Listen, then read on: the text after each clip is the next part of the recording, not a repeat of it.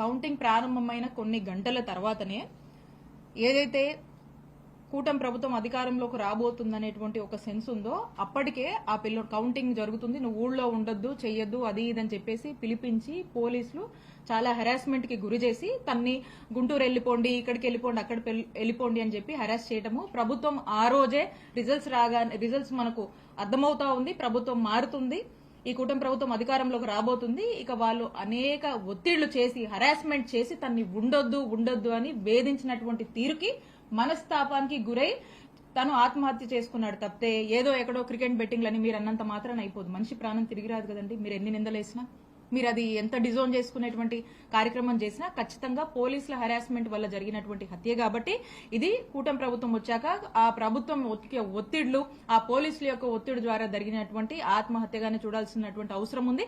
అది వీళ్ళ ప్రెజర్ వల్ల జరిగినటువంటి హత్య అని కూడా మేము చెప్తా ఉన్నాం.